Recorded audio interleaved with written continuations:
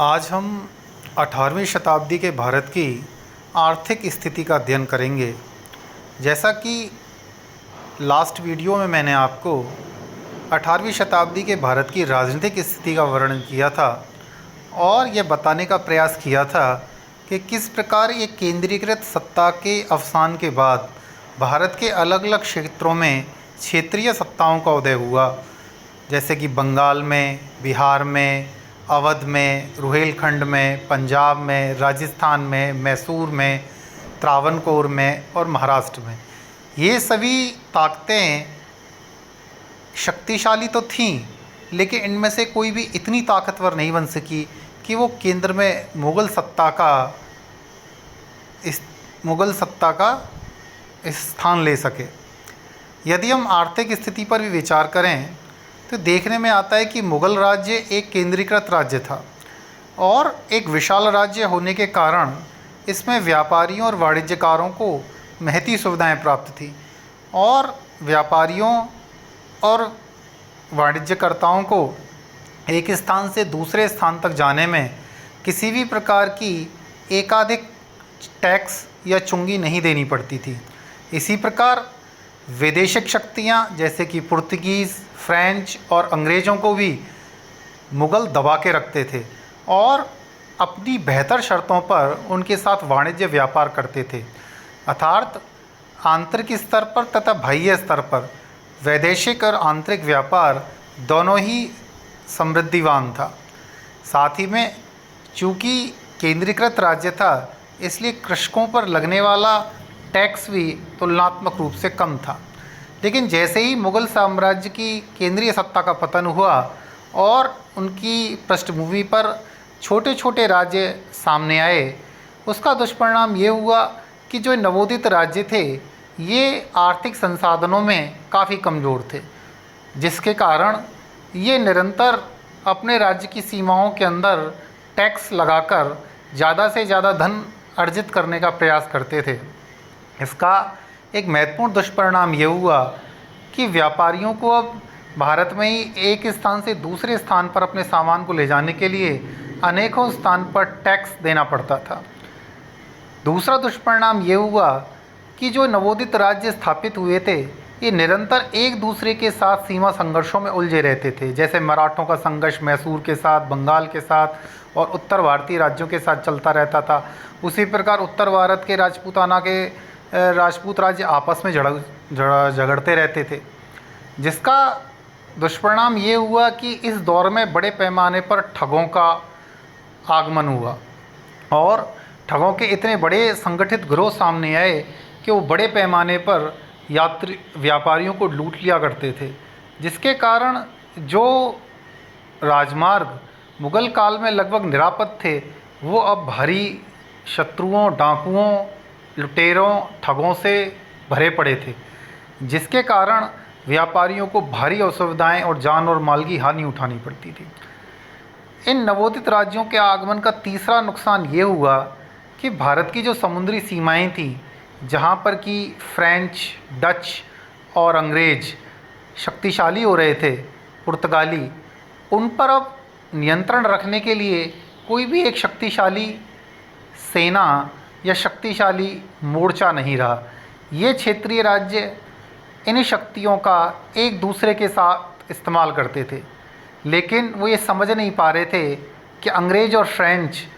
उनका सहयोग करने के बजाय स्वयं अपनी स्थिति मजबूत कर रहे हैं। ये हम कर्नाटक युद्धों के माध्यम से बेहतर ढंग से समझ सकते हैं, जहाँ पर अंग्रेज़ों ने और फ्रेंच ने भारत के अंतर्गत एक क्षेत्रीय शक्ति का स्वरूप धारण कर लिया और जैसे जैसे ये फ्रेंच और अंग्रेज़ भारतीय राज्यों के साथ जुड़ते गए, धीरे धीरे अपनी शर्तों पर उन पर व्यापारिक शर्तें लादने लगे। अर्थात इन राज्यों पर और इनकी आंतरिक व्यापारिक वाणिज्यिक नीतियों पर धीरे धीरे वैदेशिक शक्तियों का प्रभुत्व स्थापित होने लगा। हम देखते हैं कि 18वीं शताब्दी में कृषकों की स्थिति पूर्व काल की तुलना में गिरती है, क्योंकि अब जो नवोदित राज्य सामने आए थे वो एक तो दूसरे राज्य के साथ लगातार संघर्षरत रहते थे, जिसके कारण उनको अपनी कृषक जनता पर ज़्यादा टैक्स लगाना पड़ता था। हम ये देखते हैं कि तृतीय मैसूर युद्ध के बाद अपने आधे राज्य को खो देने के पश्चात टीपू सुल्तान को अपनी कृषक जनता पर लगाए गए टैक्स में लगभग 25% की भारी भरकम वृद्धि करनी पड़ती है। अर्थात जो ये नवोदित राज्य आए थे और जिस प्रकार से ये अपने आंतरिक संघर्षों में उलझकर अपनी शक्ति को नष्ट कर रहे थे, इसका दुष्परिणाम न केवल व्यापारिक एवं वाणिज्यिक वर्ग बल्कि भारतीय कृषक वर्ग को भी उठाना पड़ रहा था। लेकिन इसका तात्पर्य यह नहीं है कि भारत की आर्थिक स्थिति पूरी तरह से खराब हो चुकी थी। हमें एक तरफ ये भी देखना होगा कि इसी दौर में भारत में वैदेशिक शक्तियों के भी काफ़ी आक्रमण हुए थे। नादिर शाह का 1739 का आक्रमण तथा उसके बाद लगातार अहमद शाह अब्दाली के आक्रमणों ने उत्तर भारत की धन संपदा को बड़े पैमाने पर लूटने का काम किया। अर्थात एक तरफ तो हमारे क्षेत्रगत राज्य व्यापार और वाणिज्य को बढ़ाने में असफल हो रहे थे, वहीं ये विदेशी आक्रमणकारी निरंतर भारतीय धन संपदा को लूटकर अपने देश लेके जा रहे थे, ईरान और अफ़गानिस्तान, जिसके कारण भारत की आर्थिक स्थिति में और भी अधिक विपन्नता आने लगती है। साथ में हम ये भी देखते हैं कि मराठे जो 18वीं शताब्दी में भारत की सबसे अधिक महत्वपूर्ण शक्ति बनकर उभरते हैं, वह मुग़ल केंद्रीय सत्ता का स्थान नहीं लेते और न ही उसकी जिम्मेदारी को वहन करते हैं। वो केवल उत्तर भारत, बंगाल, हैदराबाद के राज्य के साथ लूट खसोट की नीति जारी रखते हैं, जिसका उद्देश्य अधिकतम मात्रा में चौथ और सरदेशमुखी की वसूली करना था। इनके निरंतर आक्रमण और इनकी लूट खसोट से समूचे क्षेत्रीय राज्य बेहद परेशान थे। इस प्रकार हम देखते हैं कि 18वीं शताब्दी की भारत की आर्थिक स्थिति तो जो थी वो पूर्व काल की तुलना में काफ़ी गिरावट लिए हुए थी, लेकिन फिर भी इसकी स्थिति 19वीं शताब्दी के भारत से कहीं बेहतर थी, जब अंग्रेज भारत के लघु एवं कुटीर उद्योगों को पूरी तरह से नष्ट कर देते हैं और वैदेशिक व्यापार पर पूरी तरह से कब्जा कमा लेते हैं। अर्थात 18वीं शताब्दी